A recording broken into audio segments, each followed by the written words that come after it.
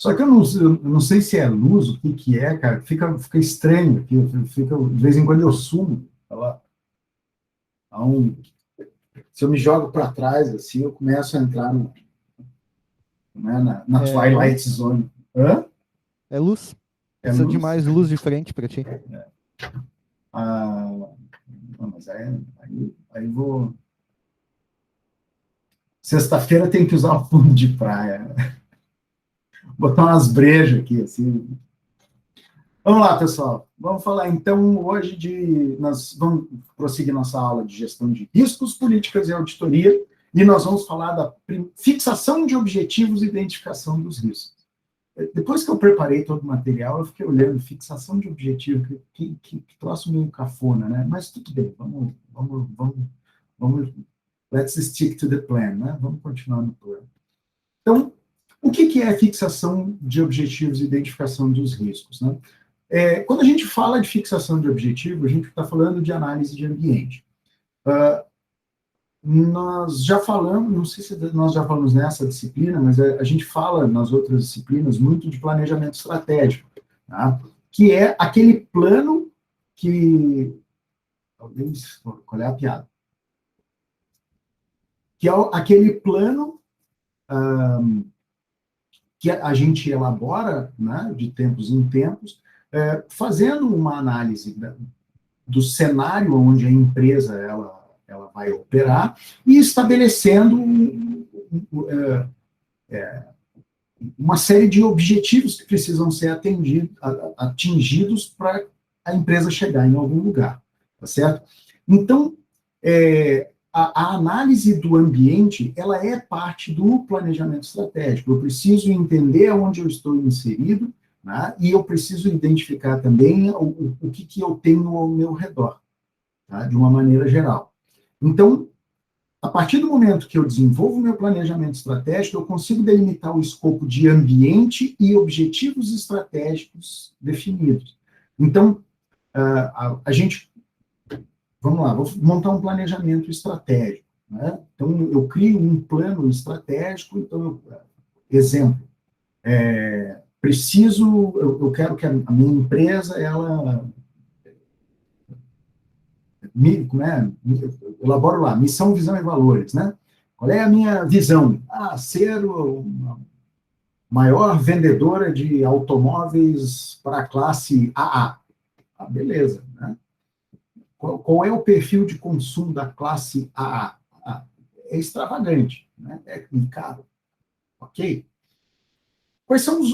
Eu vou, com base nesse objetivo macro, eu vou criar vários pequenos objetivos, né? Ou objetivos estratégicos, né? Num nível um pouco menor, que eu preciso atingir, que vão me ajudar a chegar lá. Então, por exemplo, eu preciso ter um produto diferenciado. Tá? Diferenciado como? Pelo luxo, pelo desempenho, pela extravagância. Tá?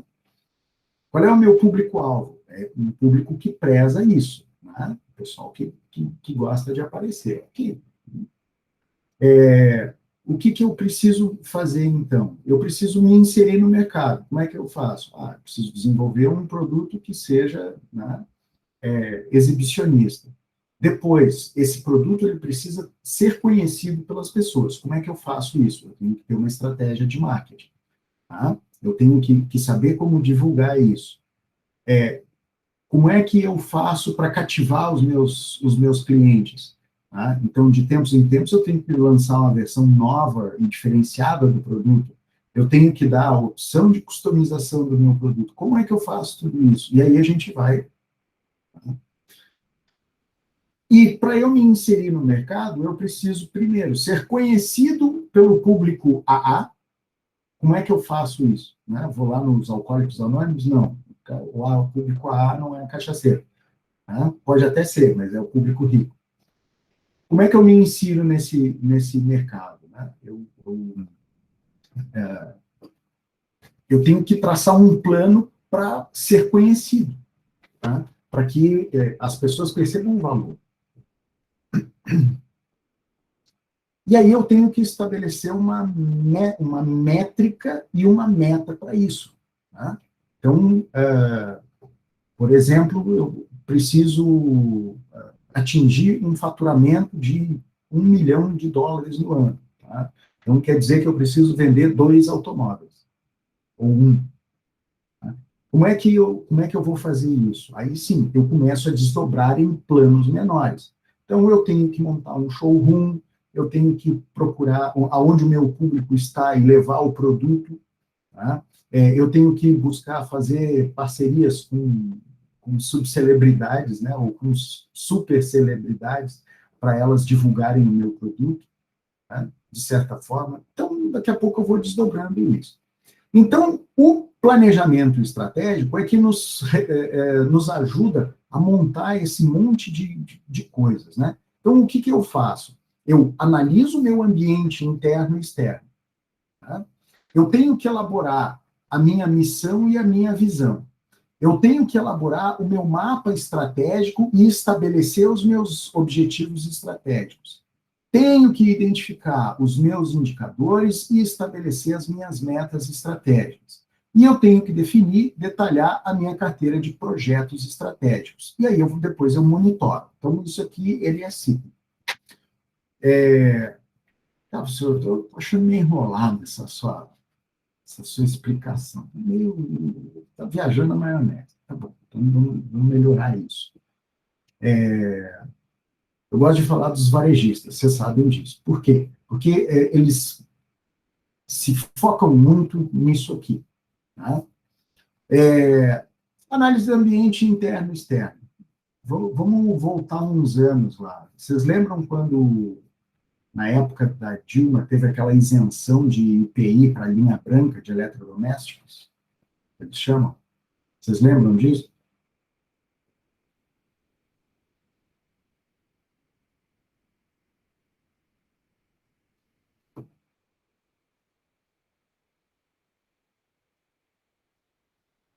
Lembra ou não lembra? Ou nem eram nascidos?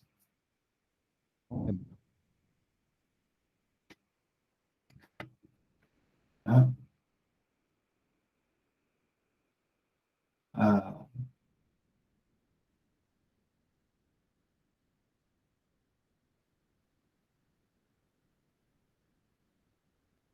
o que eu tinha um ambiente, né, que ele era propício para a venda desses eletrodomésticos. Por quê? Porque tinha uma isenção, né, de imposto e eu tinha um valor competitivo. Então, era que buscar vender. Tá? Então, qual eram os objetivos estratégicos estabelecidos pelos varejistas? Aumentar as vendas, aumentar a participação no mercado. Tá?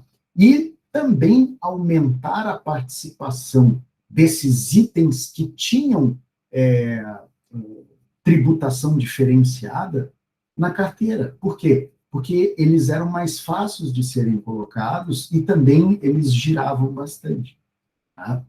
Então, isso partiu da análise do ambiente interno e externo, onde existia crédito e existiam produtos que tinham isenção de alguns impostos. Né? Os eletrodomésticos de linha branca, carro 1.0, tinha uma série de coisas que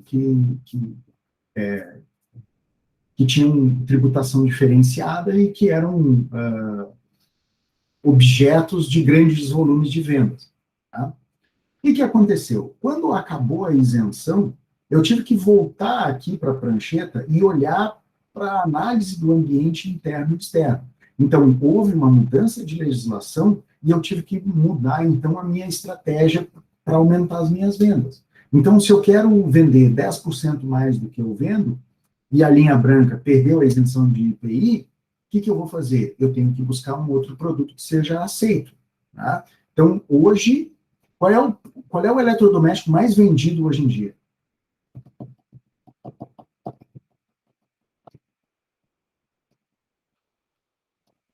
Eletrodoméstico mais vendido hoje em dia. O eletrodoméstico mais vendido, eu acho que é geladeira, se não me engano, eu acho. Fogão. Não? Desde que começou a pandemia, qual é o eletrodoméstico mais vendido? Micro-ondas? Faz sacanagem. Desde que começou a pandemia, todo mundo tá em casa, daí que tem. Franklin, excelente, FO positivo para o senhor. A televisão, cacete. Aqui eu não considero TV eletrodoméstico, eu considero eletrônico. Não, ela é um eletroeletrônico. Aí já mudou, né? Eletrodoméstico para mim é coisa. Ela é um eletrodoméstico, né? Mas esse é o item mais vendido, tá? Quando teve aquela isenção de IPI da linha branca, cara, eu me lembro que nego vendeu geladeira frost free, assim, ó, rodo. Tá? Eu fui um que comprei duas, né? Comprei uma para mim, comprei outra lá para o quartel. A gente se juntou lá. Então, porque realmente estava muito barato. E aí, de repente, não tem mais isenção. Agora está todo mundo em casa, né? Eu fui um. A primeira coisa, quando começou, no segundo dia de pandemia, eu entrei na Colombo e falei assim, eu vou comprar uma TV nova. Entrei no site da Colombo, aí achei uma TV de 65 polegadas, por um precinho pré-pandemia. Me joguei. Né? Passei a lâmina ali, dei 10 pedaladas, comprei a TV de 65 polegadas por R$ 2.800. Né? Então, aí o que aconteceu? O dólar disparou, né? A procura por esse tipo de eletrodoméstico disparou, e aí a gente tem a lei da oferta e da procura, né? Que aí o valor subiu. Muita gente também comprando computador novo para trabalhar em casa, enfim. Né?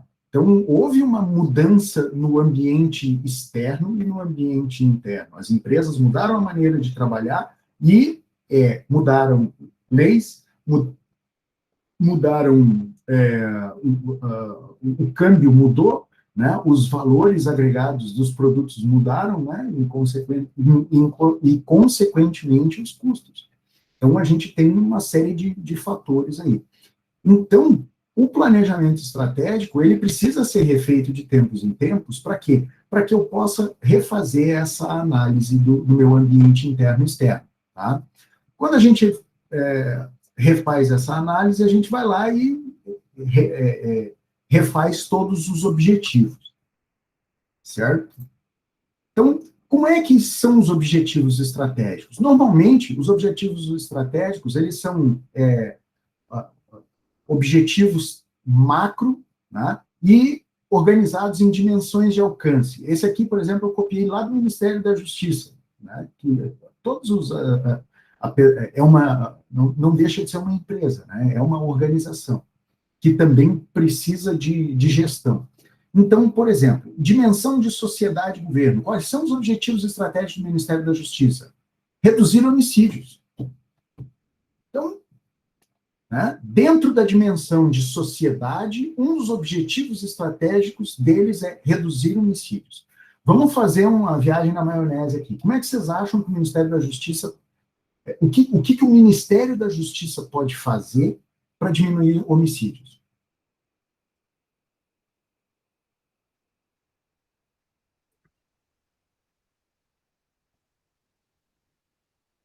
Penas mais duras?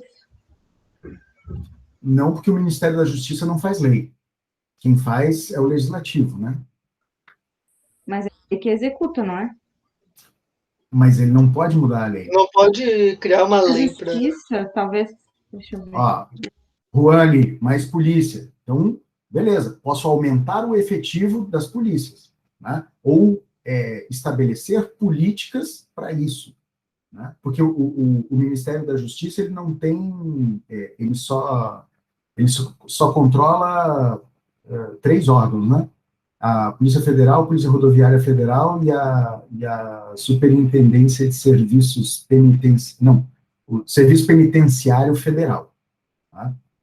E o resto é estadual. Mas o Ministério da Justiça, através da Secretaria Nacional de Segurança Pública, Senasp, pode fomentar o desenvolvimento de políticas e repasse de recursos para ampliação do efetivo das polícias. Beleza. Então, e a PM fica para qual órgão? como? A PM.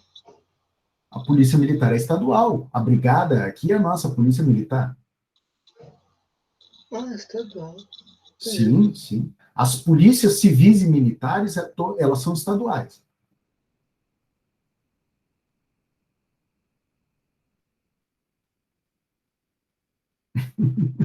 O resort do Jonathan. Então, se a gente for pensar para atingir esse objetivo estratégico, que é a redução de homicídio, a gente pode ver um monte de coisa. Tá? Então, a primeira delas é aumento do efetivo. Que mais? Para redução de homicídio.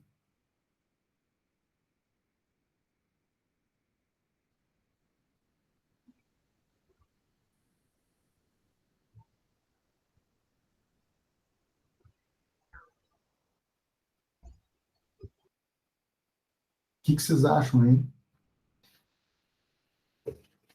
Peraí que eu tô pesquisando Ah! o que eles fazem, porque se eles não podem mexer nas leis, então... Pelo menos a Bibiana foi sincera, né? Não meteu o Miguel. Mas, tá, vamos pensar o seguinte, ó. O Ministério da Justiça é responsável por estabelecer políticas de segurança pública, né? E desenvolver projetos para a segurança pública, inclusive com repasse de recursos. Então, de uma maneira geral, é isso. Ele é um órgão do Executivo Federal. Se a gente sabe que as polícias, elas são estaduais, né? Então, as únicas polícias que não são estaduais são a PRF e a Polícia Federal. Então, eu não posso mandar na polícia, mas eu posso estabelecer políticas para isso. Tá? Como é que eu faço para reduzir o número de homicídios? Aumento o efetivo, qualifico o meu efetivo, então eu tenho que passar por qualificação e treinamento, eu tenho que passar por investimento em ferramentas de inteligência, né? No serviço de inteligência e monitoramento, eu tenho que investir em equipamento para o pessoal, tá? Então é mais viatura, mais armamento, tipos de armamentos não letais para uso em situações de baixa criticidade, né? Então, enfim, eu começo a desdobrar esses meus objetivos, Marcos, investimento em tecnologia, principalmente, seja em sistemas, né? Seja em vídeo analítico, né? Seja em monitoramento de apenados, enfim. Tá? Tem uma série de coisas que a gente pode citar dentro do grande objetivo estratégico de reduzir homicídios. Tá? Aí eu tenho um outro objetivo estratégico ali, promover o acesso à justiça e proteger os direitos do cidadão. Como é que eu faço isso?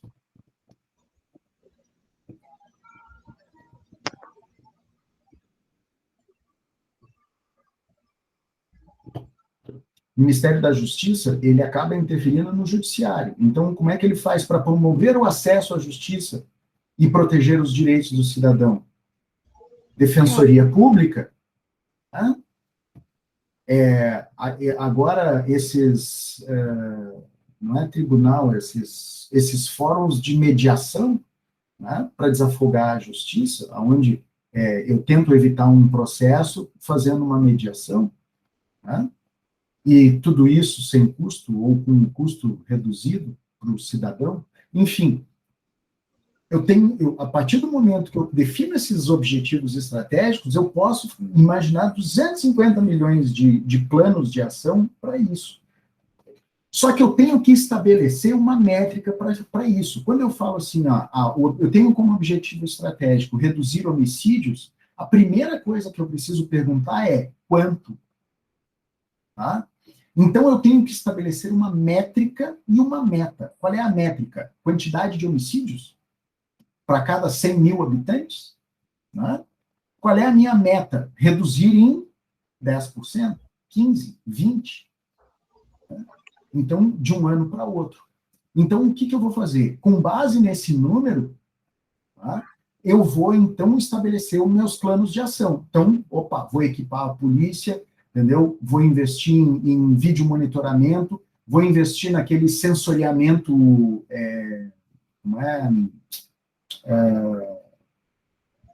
aquele sensoriamento sonoro, que ele identifica barulho de disparo dentro de uma determinada, e gera um alarme para uma central de monitoramento. Enfim, um monte de coisas que eu posso ter como planos de ação, né, para atingimento desses objetivos.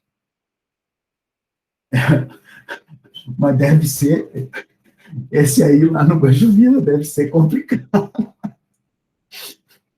O troço deve piscar, que é uma beleza, né?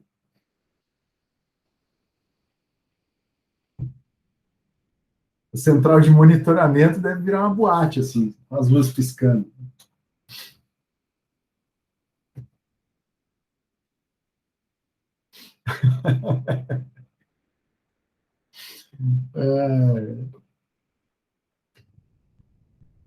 Vamos lá. Então, aqui a gente tem outras dimensões, né?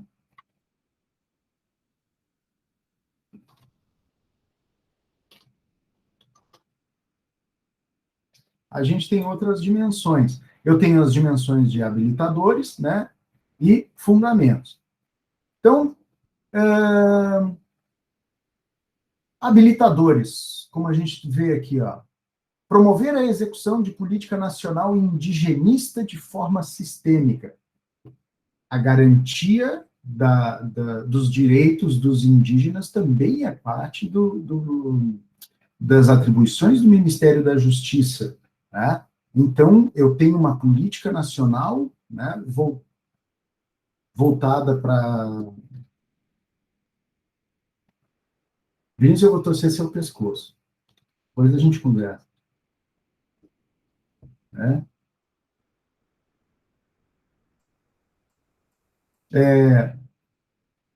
Que mais? Aprimorar os mecanismos de gestão do conhecimento e preservação e difusão da memória arquivística nacional. Né?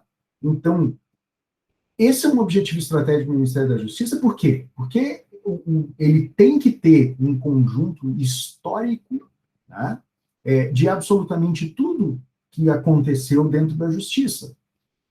Vocês já viram aí que às vezes, o Ministério da Justiça e os seus órgãos relacionados, até o Ministério Público também faz isso, eles criam mostras, né, e programas, assim, para fazer análise, por exemplo, de casos, de crimes antigos, né, como é que a Justiça funcionava, como é que foi feita a investigação, até casos famosos aí, sei lá, do século passado.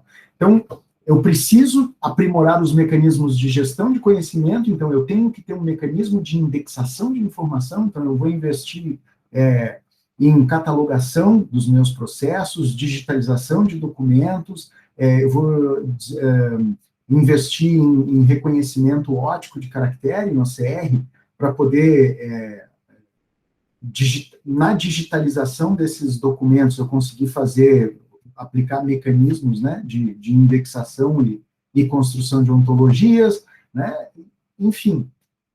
Vocês conseguem entender que cada um desses grandes objetivos, eles viram um monte de coisa, um monte. Né? Então, a partir do momento que eu tenho os meus objetivos estratégicos traçados, eu vou estabelecer, então, os meus indicadores e as metas a serem atingidas. A partir do momento que eu estabeleci as métricas de acompanhamento do meu desempenho, então, vou reduzir ali os homicídios, né? Qual é a taxa? A taxa é homicídios para cada 100 mil habitantes, né? Ou em nível estadual ou em nível de grandes cidades. Beleza. Então, o objetivo com o meu plano de ação, eu diminuir em 10% os homicídios do ano de 2020 para 2021. Tá? Alinhamento com projetos estratégicos e processos operacionais. Então, eu vou desenvolver projetos para viabilizar isso. Então, eu vou ter lá um projeto de aumento do efetivo. Então, tá.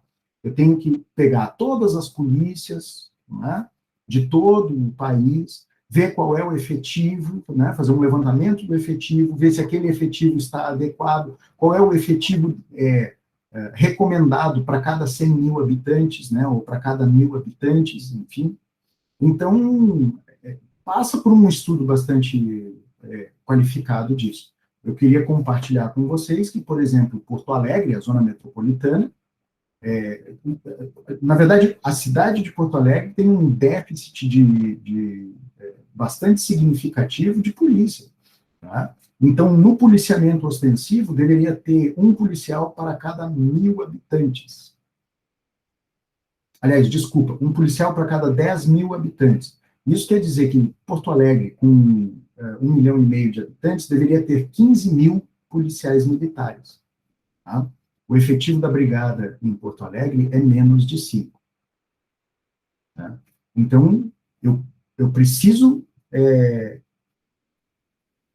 para eu ter uma melhoria na segurança pública, o que eu preciso? Aumentar o efetivo, claro. Só que não é só aumentar o efetivo. Esse efetivo ele precisa ser treinado, ele precisa ter um equipamento de ponta, né? Eu tenho que ter armamento letal e não letal, eu tenho que ter viatura para esse pessoal, tá? Eu tenho outras coisas que são essenciais, fardamento, comida, né? Todos os insumos, gasolina para o pessoal andar, né? Munição. Eu tenho que investir em inteligência, né? Eu tenho que investir em sistemas de comunicação, então aquisição de sistema de rádio melhor, né? Também passa por isso. Então, quando a gente começa a imaginar o tamanho desses projetos, né, e o desenvolvimento dos meus processos operacionais atuais, vocês começam a ver que o buraco é mais embaixo. Então, afinal, o que é um objetivo estratégico, né? Como a gente viu, é ampliação de receita, aumento de participação no mercado, lançamento de novos produtos, expansão da área de atuação, alguma mudança, no caso de órgãos públicos, alguma mudança significativa dentro de algum dos escopos, dentro de alguma das linhas, né, que a gente viu. Tá? Então, isso é análise do ambiente e fixação do objetivo. A partir do momento que eu olhei para o meu ambiente, né, que eu olhei para o meu cenário e estabeleci um objetivo para trabalhar em cima, eu tenho que, então, desdobrar esses caras em planos de ação. Então, o exemplo que eu tenho aqui, ó, estabeleci o objetivo e relacionei a métrica. Então, qual é o meu objetivo estratégico? Então, ampliação do meu mercado. Beleza, qual é a minha métrica? Aumento do volume de vendas para as classes A e B. Qual é a minha meta? Eu quero aumentar em 25% as minhas vendas para essas classes. Tá? Agora mudando, né, para a rede varejista.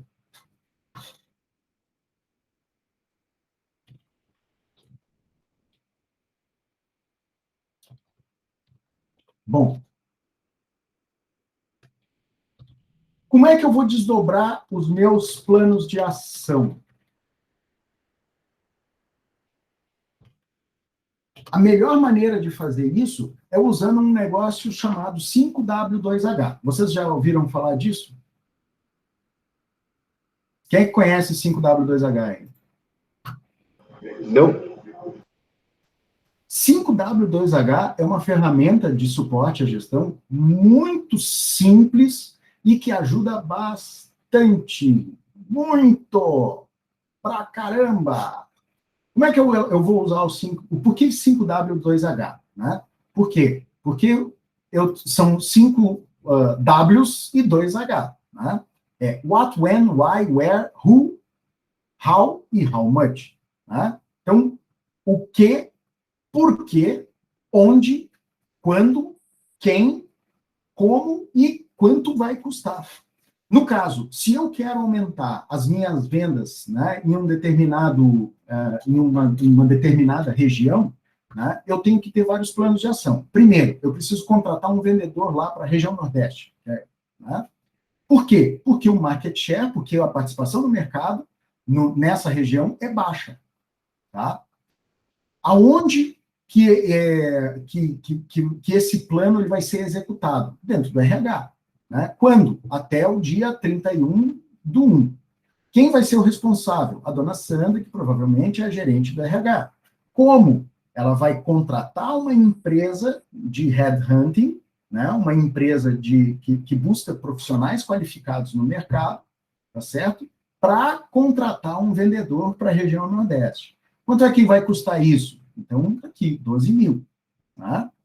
Beleza. E aí eu tenho que treinar a minha equipe técnica, eu tenho que treinar a minha equipe de vendas nas técnicas de venda. Para quê? Para eu aumentar a capacidade de argumentação dos meus vendedores. Né? Então, a gente sabe que tem técnicas de venda que o cara tem que fazer uma leitura, né, do cliente e tentar desenvolver empatia e ver onde é que ele vai conseguir tocar a alma do cara para fazer ele comprar o produto que está sendo oferecido. Tá? Quem é que... aonde que vai ser... quem vai ser responsável? Né? O pessoal de treinamento. Quando? Até 30 de junho de 2021. Quem que vai ser o responsável por isso? É o seu Fernando. Tá? Como é que ele vai fazer isso? Ele vai levantar as empresas de treinamento, vai ver referências e vai contratar. E ele tem um orçamento estimado de 55 mil. Então, para eu aumentar a minha participação no mercado, o que eu faço? Contrato um vendedor, qualifico meu pessoal de vendas, né? Posso estabelecer canais diferentes de vendas, posso investir. Né? O 5W2H nada mais é do que uma planilha, né, simples, onde eu digo o que eu quero fazer, né, por quê, eu justifico aonde, né, aqui poderia ser poderia ter outra abordagem, né, de ação. Quando, quem, né, ou quem vão ser os responsáveis, como que vai ser feito e quanto custa. Tá? Por quê? Porque isso aqui é uma maneira de detalhar a execução das ações do meu plano, certo? Tranquilo? Viram que é uma ferramentinha muito simples isso aqui. Muito. E às vezes a gente fica se batendo, eu vou fazer um negócio aqui, cara. Às vezes, eu sou um que às vezes estou fazendo negócio e aí colo. Eu falo, putz, como é que descola? Abro uma planilha e faço o 5W2H. O que eu preciso fazer? Isso. E aí vocês vão organizando as ideias, vão se organizando e conseguem, então, estabelecer um conjunto de planos, né, de maneira estruturada e conseguem ordenar e dividir melhor atribuir para as pessoas, né, distribuir as atribuições entre a equipe. Tá? Então, esse é um negócio bem legal. Beleza. Depois que eu estabeleci todo esse plano, eu passo, então, para a identificação de riscos.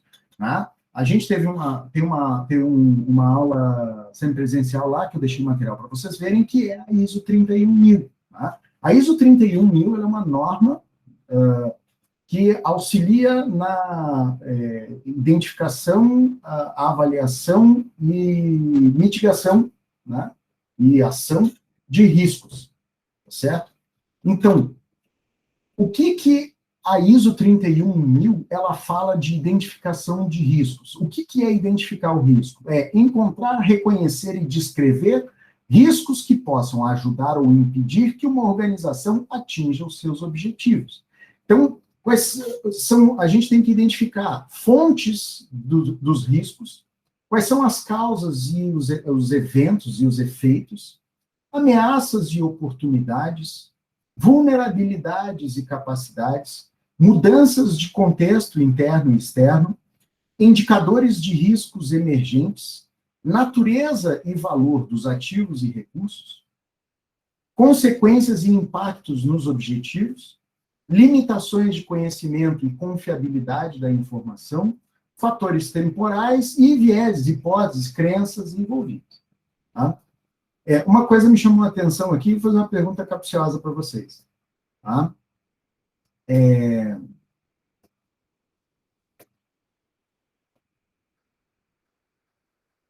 Estamos agora passando por um período de pandemia e uma das ações aí mais importantes, né, que todos estão ansiosos aí, é uma aceleração do processo de vacinação, né, enfim.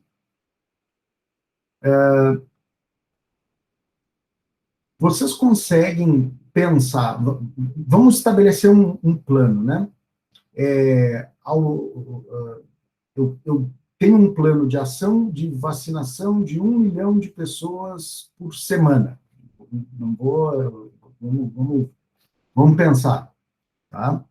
1 milhão de pessoas por semana, tá certo? E aí eu já sei onde é que vai ser, como é que vai ser. Quais são os riscos desse plano? O que pode acontecer? Pode não dar certo. Ai, Pedro, sério? Elementar, meu cara, né? Temos um Sherlock Holmes aqui, né? Claro, humanizamento, a distribuição fora. das vacinas pode não ocorrer, pode... Hoje é sexta-feira, molecada. A vacina pode não ser certa, porque ela não foi 100%, não tem uma comprovação que ela funciona ainda. Tanto que tem gente que pegou o vírus e pegou de novo, né? Então, não é certo que essa imunidade aí esteja valendo. Não. Tá, Professor! Mas cientificamente falando, tu não Ó. acredita nos caras? Para. Não vamos entrar nessa... Ó. Deixa, eu Fogo vou no voltar parquinho, pro... bora. Fogo no parquinho, né? Jogo da discórdia. Vamos fazer um jogo da discórdia, todo mundo. Não faz isso no presencial, que vai dar morte. Realmente agora a gente já pode ter armas aí, o negócio vai... Olha só, agora. Pode ter colegas voando pela janela, a gente não sabe. Eu estabeleci vacinar 1 milhão de pessoas por dia. Tá? Não vamos entrar por dia não, por semana. Não vou entrar na discórdia. Eu quero saber quais são os riscos envolvidos no processo de vacinação. Tá? A distribuição... Então, eu tenho... Vamos devagar. Eu tenho um risco de logística. Prof, o senhor falou os riscos? É isso? Quais são os riscos?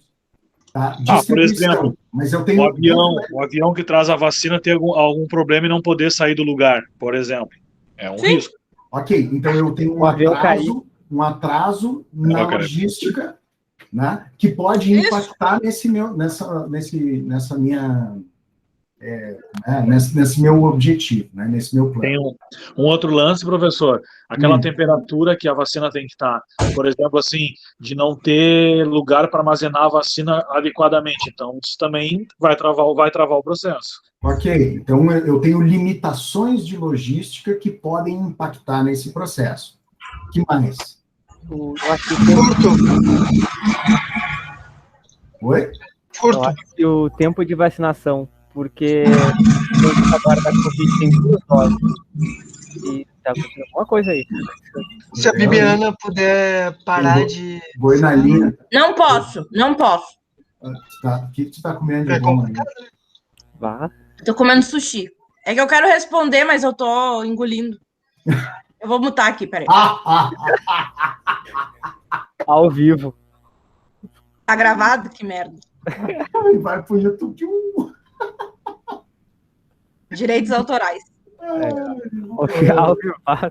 Que mais? O que mais que eu tenho? Ué. Eu tava dizendo que era, tipo, acho que o tempo de vacinação, porque que nem, tipo, pode o vírus transmutar e invalidar toda a primeira dose da vacina.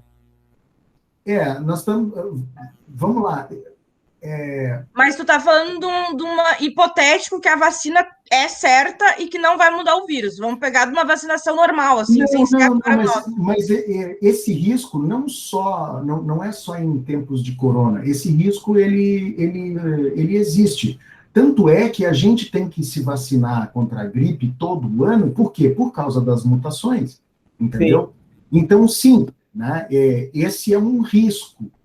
Né? Ele é um risco de longo prazo. Na verdade, é que a gente não tem uma noção ainda do corona, qual é o tempo de mutação, quanto tempo ele leva para uma mutação, e outra, qual é a efetividade das vacinas atuais com essas mutações. Então, sim, é um risco, né? Mas o que eu também queria provocar em vocês é que eu tenho alguns riscos envolvidos nisso, né? Se eu tiver uma diminuição, né, dos meus profissionais responsáveis pela vacinação, eu vou ter um problema, não vou conseguir atingir esse meu objetivo. Se eu tenho problema de logística, eu não vou conseguir atingir esse objetivo.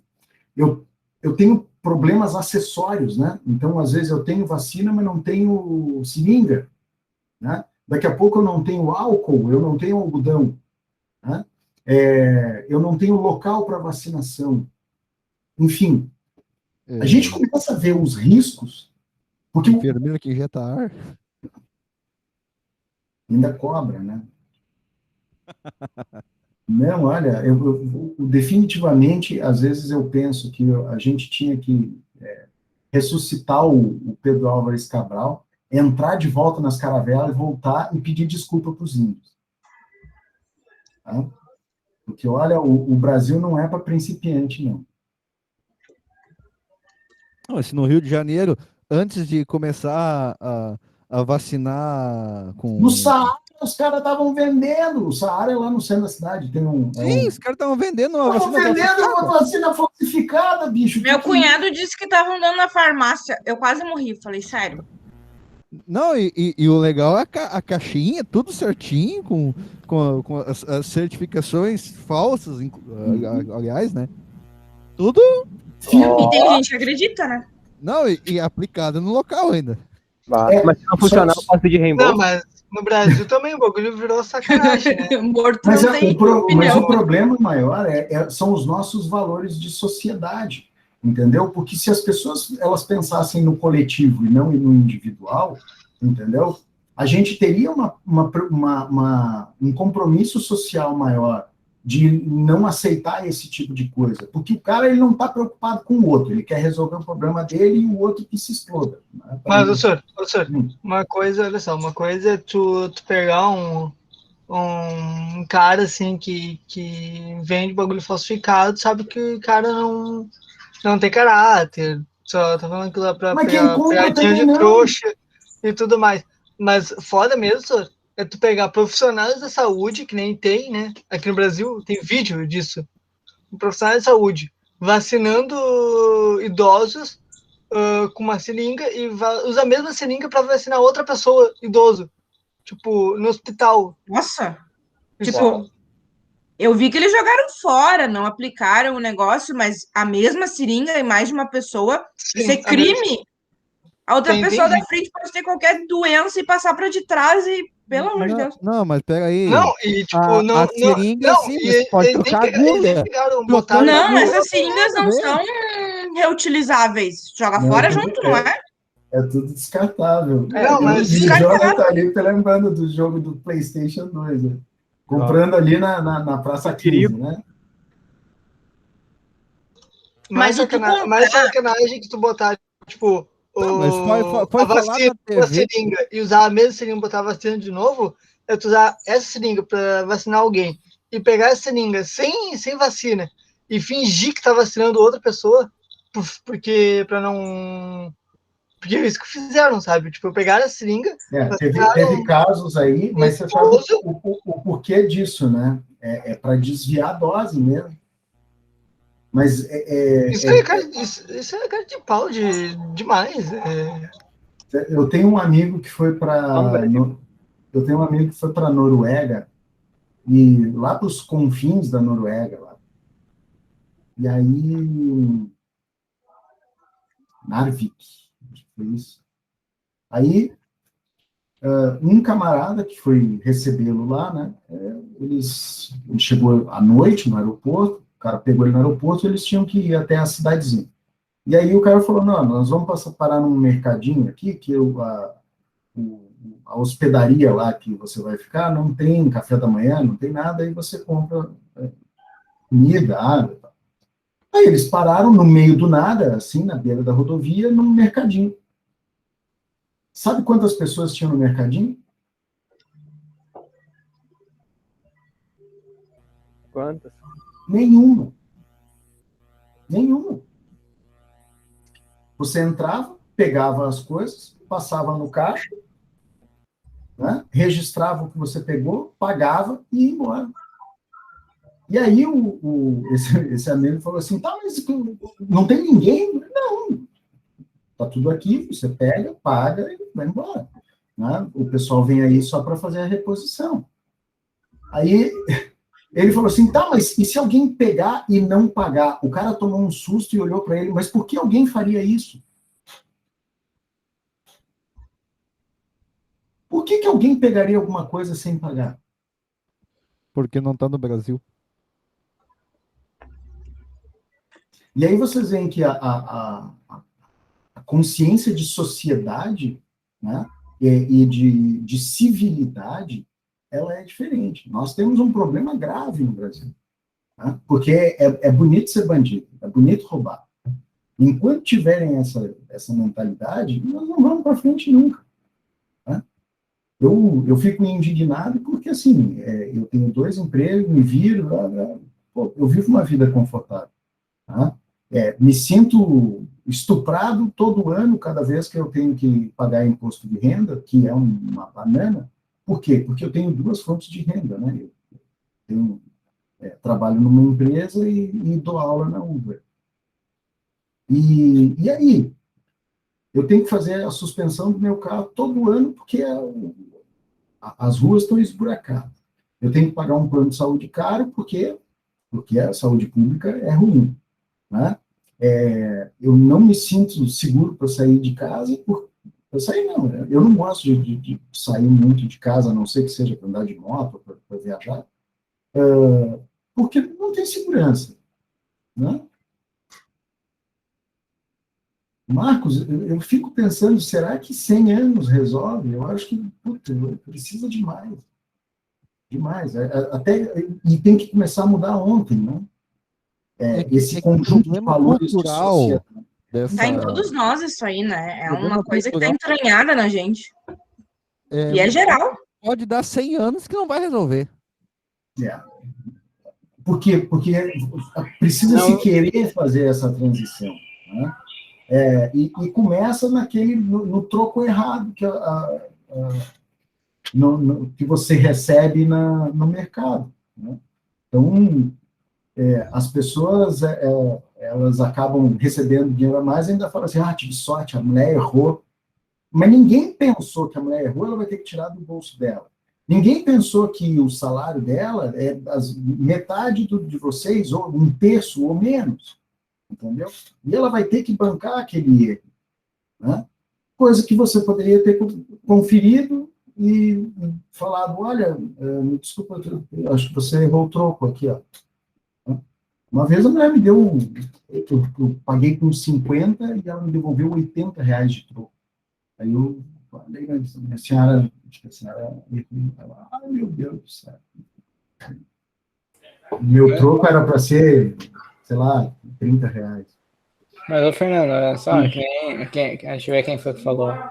O Marcos falou 100 anos, tem que pensar que daqui 100 anos vão ser os nossos filhos. E nós não, mas nossos netos, né? Tem gente aqui que não tem filho, eu não tenho filho ainda. Eu também não. Olha, daqui 100 anos nossos filhos, tá louco?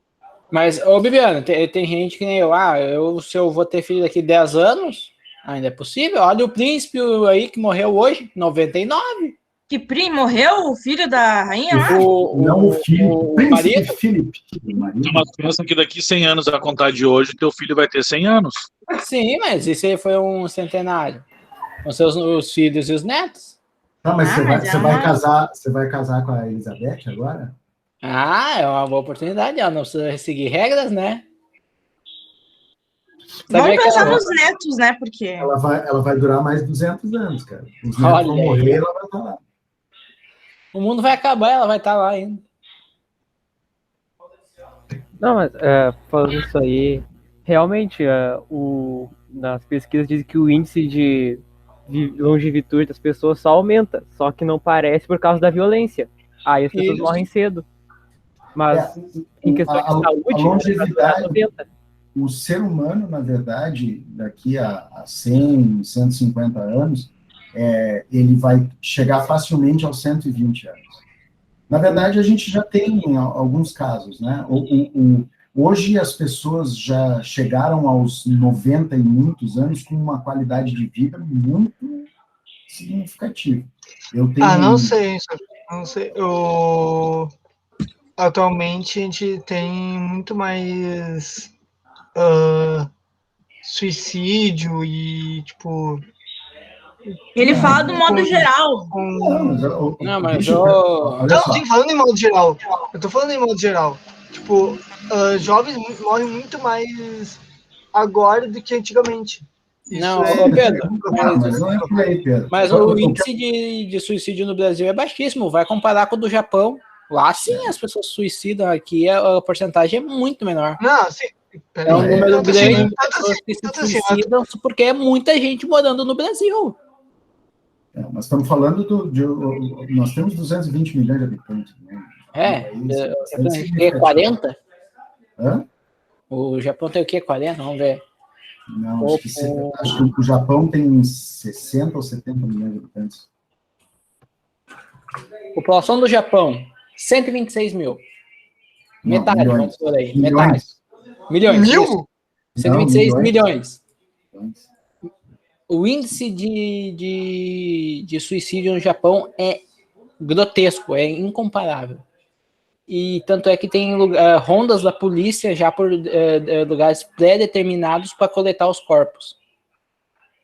Tem uma floresta no Japão, que é a Floresta da Morte, que as pessoas amarram cordas no início da floresta para facilitar. Eles são muito educados, o japonês é muito educado, para facilitar achar o corpo depois que ele se matar. Para facilitar para os outros, para coletar o corpo, né? Excelente. A polícia catando... Vinícius também é cultura. O pior de tudo, né? Eu estava falando daqui da gente tentar fazer identificação de risco, o cara já estava, né? Não, mas é o seguinte, vamos pegar, imagina, por que eu falei dos nossos filhos? Porque quem vai criar os nossos filhos vão ser nós. E se a gente não ensinar para os nossos filhos... Tá, Bibiana. Vai lá. Tu é aquele 1%, tá? Se nós não ensinarmos para eles o que eles têm que ensinar para os filhos deles, o que vai ser? E você sabe que não existe, isso também não é uma verdade absoluta, né? Porque nada é uma verdade absoluta. Quantas pessoas que são muito bem criadas... Olha o Marcos lá. Mas é que tem muita coisa quanta gente bem criada aí que tem distorção de caráter, né? Mas daí vem aquela coisa, né? O ser humano nasce mal, ele é induzido a ser mal, ou ele... Tem todo um contexto. Eu vou falar por mim. Eu e minha irmã, nós tivemos a mesma criação. E nós somos pessoas totalmente diferentes, de índole diferente também, sabe?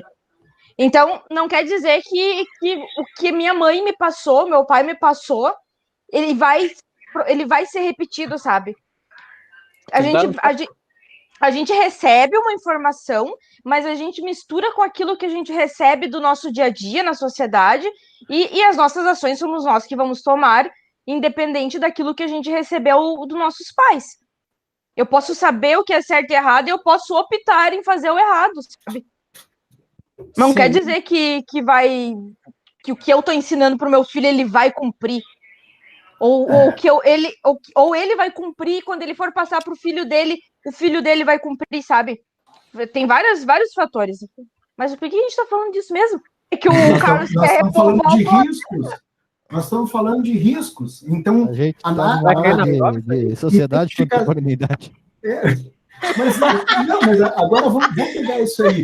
É identificação de risco, entendeu? Então, eu tenho um plano de ação que é educar um filho com um conjunto de valores, tá certo? Quais são os riscos? Existe um risco de que a percepção dele desses valores, ela seja distorcida. É um risco. É um risco, exatamente. É um risco. A Bibiana acabou de falar que o irmão dela é bolsonarista. Droga! Eu não falo nada.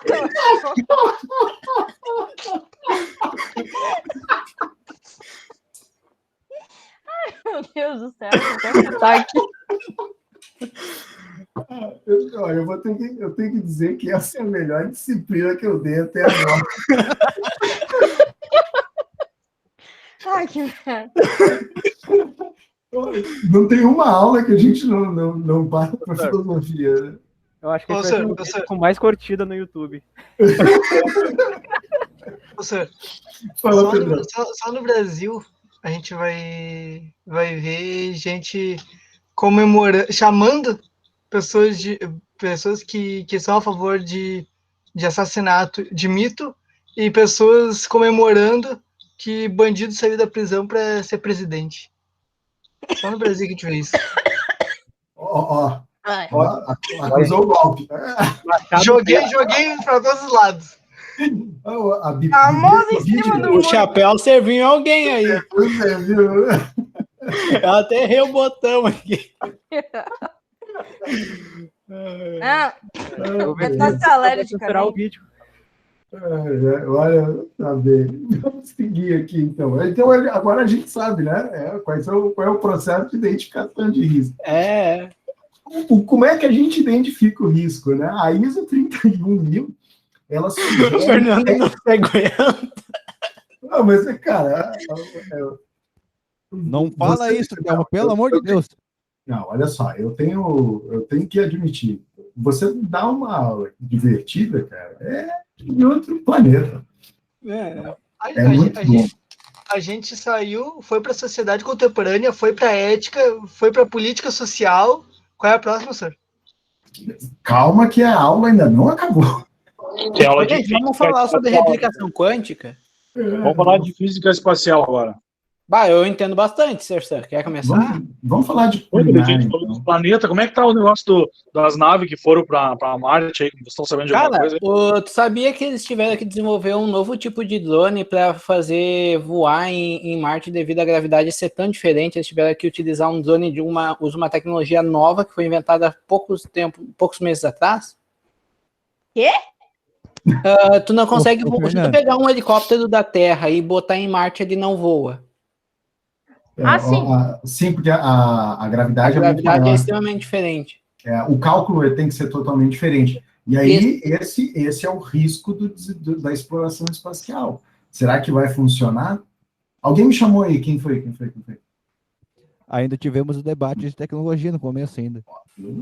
Sim. De nerd. Quem é que chamou meu santo nome em vão aí? Acho que foi o Pedro. Acho que foi o Pedro.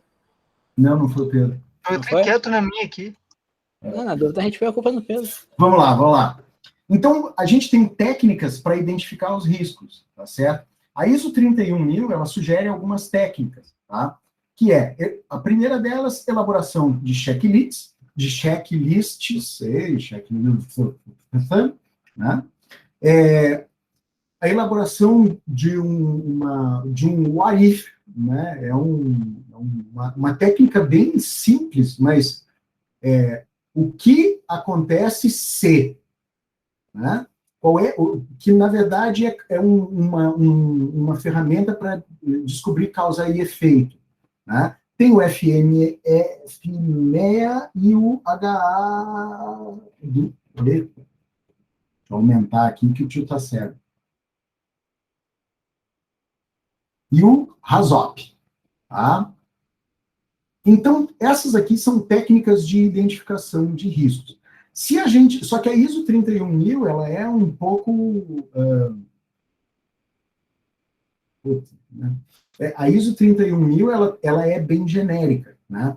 Uma disciplina bem interessante que a gente tem é de gestão de projetos, que a gente também tem essa parte de análise de riscos. E o PMBOK, ele traz algumas coisas um pouquinho diferentes, tá? Inclusive, ele propõe a categorização dos riscos. Riscos técnicos de qualidade e desempenho, riscos de gestão, riscos organizacionais e riscos externos. Tá? O que são riscos técnicos de qualidade e desempenho? Tá? Risco técnico, a gente está falando ali Eita,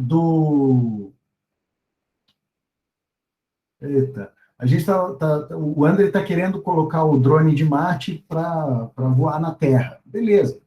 Né? Eu tenho... Quais são os riscos técnicos desse plano?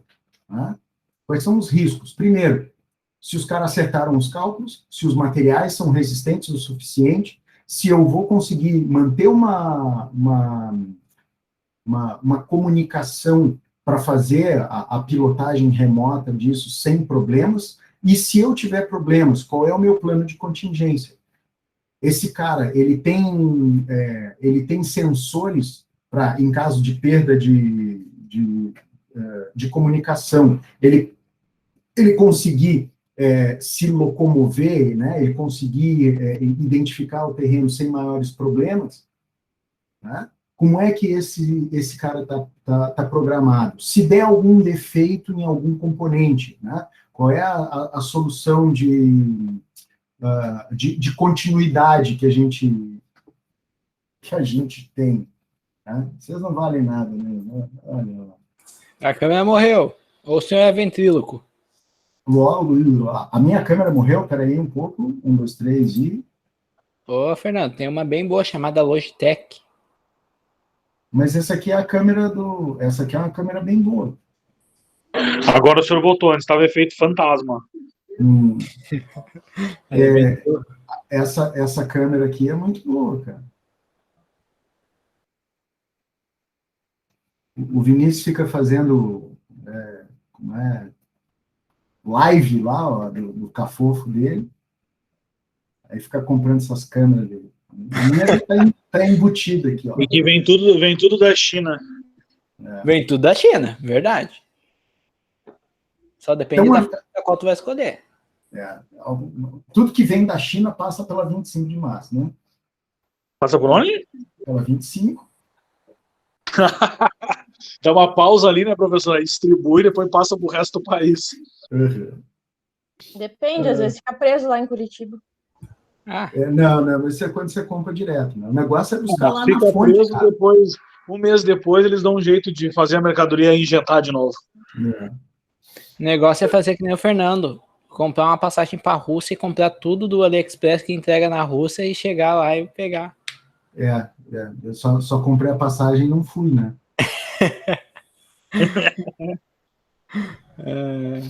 Nem me fala. Buscar direto para o Paraguai.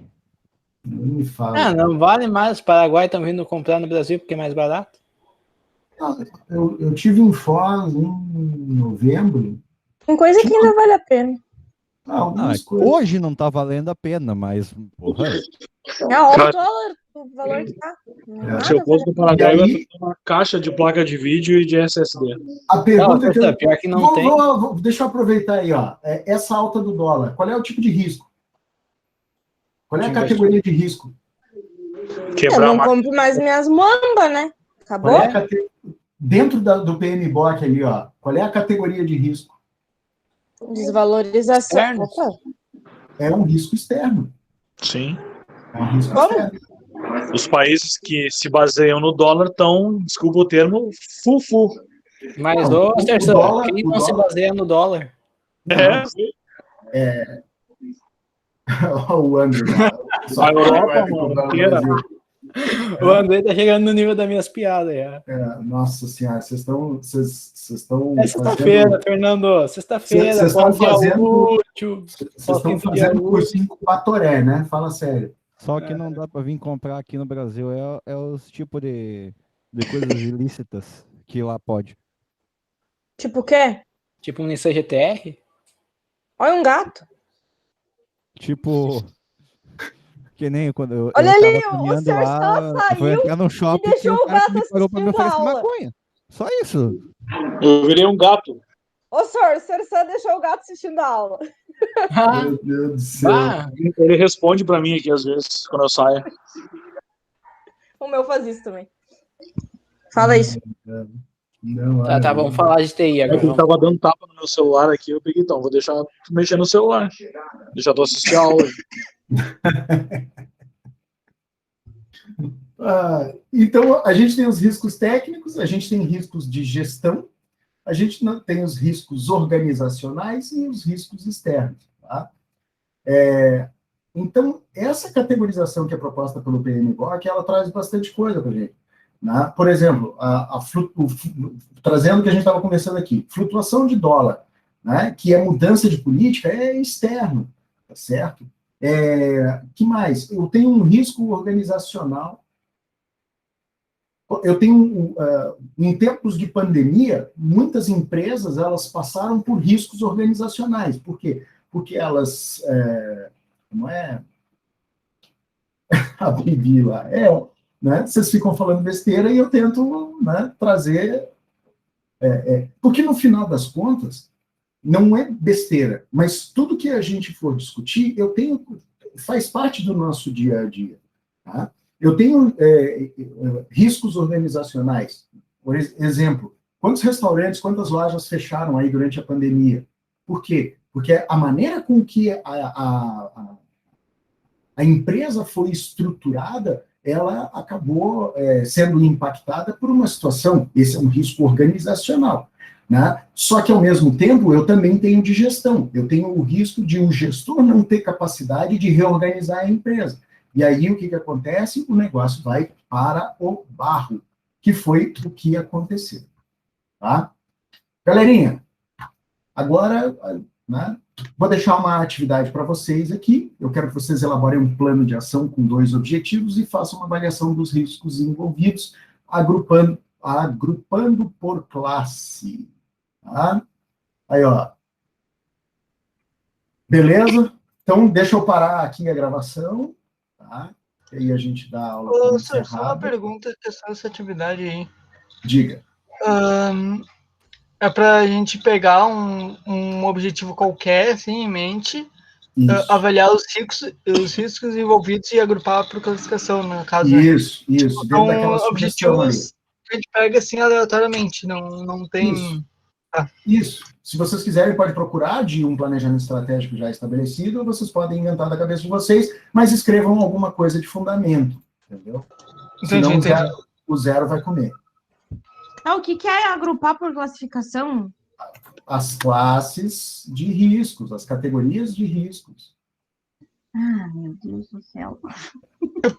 Tipo, pegar um risco e dizer qual é o risco dele em qualidade, gestão, organizacional e externo. Vamos lá. Se ele não tiver risco naquela classificação, eu posso botar não tem? Ou ele vai ter obrigatoriamente? Cara, na dúvida, pega o exemplo de um posto de gasolina que tem bastante risco, pode crer. Olha só. É verdade, boa. Eu quero elaborar um plano de ação, tá? Agora 22 pessoas vão pegar posto de gasolina com objetivo. Eu vou pegar o do centro ali é meu, hein? Eu vou pegar ali o da PUC ali. Olha só. Como é que é o meu plano de ação? Tá? Eu faço meu 5W2H. Tá? Vou estabelecer lá. Eu quero 2 objetivos. Deixa eu pensar alguma coisa aqui de saída. Eu vou lançar um novo produto no mercado até o meio do ano. Tá? Então, lançar um novo produto no mercado, um novo modelo de telefone celular até o meio do ano. Ok. Quais são os riscos envolvidos? Eu tenho riscos tecnológicos. Tá? Tenho riscos tecnológicos. O que os meus concorrentes podem lançar antes de mim mais desenvolvido? Segundo, quais são as tecnologias que podem mudar? Eu tenho riscos de qualidade, né? Os meus métodos de fabricação utilizados atualmente, tá? Eles são adequados para esse novo produto? Esse produto ele tem um grau de inovação na fabricação que, de repente, pode ser um risco? Tá? Por exemplo, né? Puxando esse assunto. Os carros lá da Tesla têm piloto automático. Né? Qual é o risco dessa inovação tecnológica? O piloto automático não funcionar direito e matar gente, o que já aconteceu. Né? Então, eu tenho um risco de qualidade também. Né? Esse produto ele não tem um grau de maturidade suficiente, né, para funcionar sem assistência nenhuma. Ele ainda é experimental. Né? Que mais? Eu tenho um risco de gestão. Na minha empresa, se eu vou lançar o meu modelo de celular novo, os meus gestores, né, os meus gerentes, eles sabem lidar com inovação, eles têm capacidade de liderança dessas equipes para colocar um produto de qualidade no mercado num espaço de tempo curto. Tá? Que mais? Eu tenho riscos organizacionais. A minha empresa, ela tem uma cadeia logística e ela tem uma organização adequada para essa produção que eu estabeleci, para desenvolver um novo produto e colocar esse produto dentro no mercado. Tá? E eu tenho riscos externos. O risco externo e aí? E se mudar o imposto sobre esse tipo de produto e ficar mais caro, né? Que normalmente é o que acontece. E se o meu fornecedor de peças não tiver condições de me entregar a peça encomendada? Vocês viram aí que as montadoras pararam de fabricar carro porque não tinha mais microprocessador, né? Das centrais eletrônicas. Então, esse é um risco externo. Tá? Então, é isso. Eu quero que vocês elaborem um plano de ação, bota lá 2 objetivos e avaliem os riscos envolvidos. E eu tenho todos esses riscos. Eu quero que vocês façam um brainstorm. Vocês vão ver que vai ter risco pra caramba. Vocês vão listar lá pelo menos uns 7, 8 riscos de cada um desses planos. Diga, Bibi. Só preciso falar dos riscos, né? Eu não preciso falar de soluções para eles. Não, nós estamos identificando os riscos. Depois, mais adiante, a gente vai ver como é que a gente minimiza o risco. E pode ser qualquer assunto, né? Pode ser qualquer assunto. Eu quero só que vocês usem a criatividade de vocês e façam um brainstorm para começar... Peguem coisas que são do dia a dia de vocês e tentem imaginar a quantidade de riscos que a gente não leva em conta. Tá certo? Nossa própria existência já é um risco. Né? Quais são os riscos que eu tenho de estar aqui sentado na frente do computador? Eu posso infartar, posso ter um AVC, pode cair um avião aqui, pode faltar luz e aí eu não consigo dar aula. Né? Eu posso ter comido um negócio estragado e ter outro piriri que nem eu tive aí na outra semana, que eu quase... Estão rindo, mas assim, entre o meu processo de fechar a boca e todo aquele processo ali, né, de evacuação de pensamentos, eu emagreci 15 quilos.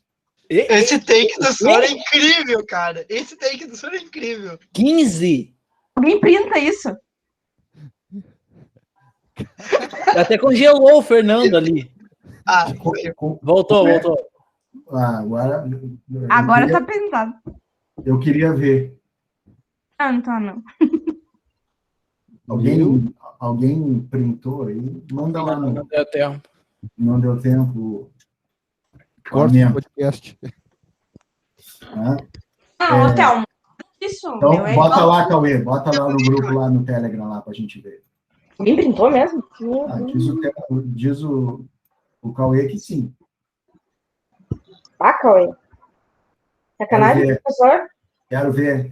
O senhor só quer a prova para botar 0. Não tem problema, gente. Eu salvei os últimos 20 minutos da aula aqui no software da placa de vídeo. Dá para recuperar as últimas gravadas.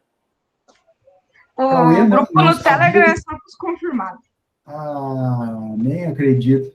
Então o senhor não entrou no aula, né? Porque no aula tá lá em cima, lá, grupo do Telegram. Não que eu esteja indo no aula agora para entrar no grupo.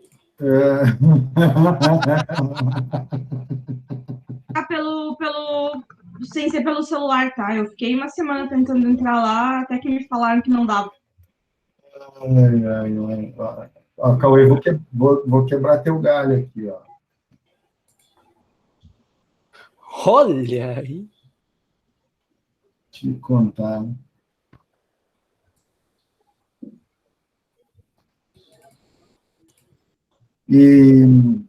Mas, enfim, vocês vão ver que tem uma série de riscos envolvidos na existência. De repente, o meu computador pode explodir aqui na minha frente, né? Eu posso tomar um tiro aqui pela janela, o prédio pode cair, meu Deus do céu, quais são os riscos, né? Que a gente... botijão de gás da tua casa pode explodir? Não tem botijão de gás, é gás central. Pior ainda. Tá? É gás natural da Sulgás. Dá um vazamento aí. Ah, no posto de gasolina, então, tem risco até não querer mais. Sim, Demais. Tanto é que Cara, você a sabia... operação de aviação é legal. Tu ligar um cigarro no posto de gasolina, tu já é considerado um homem-bomba. Cercano, tu carregar um telefone no posto de gasolina, tu já é considerado um homem-bomba. Eu tô ligado. Tu tá nas pilastras assim, proibido operar telefone celular. Não, pior é o cara dentro de um golzinho, carregando o celular no isqueiro do carro e ligando um cigarro ao mesmo tempo. E aí, o cara é um homem-bomba ao triplo. Cara, O cara é pode ser parente pra do vocês que Osama teve daí um já, moço né? aqui de Montenegro que fez a inauguração e fez um show. Bah, era tu lá, né? O show E foi uma aí? explosão. Cara, não, a polícia bateu e depois de 1 hora de evento, a polícia bateu lá e mandou parar tudo, né? Olha as ideias dos caras, me fazer um show no posto. Putz, grilo. Tinha Ah, mais de mas- 1000 pessoas, cara, lá no posto lá, assistindo. Ah, se fosse eu pegava um monte de carro e ia tocando em cima do carro.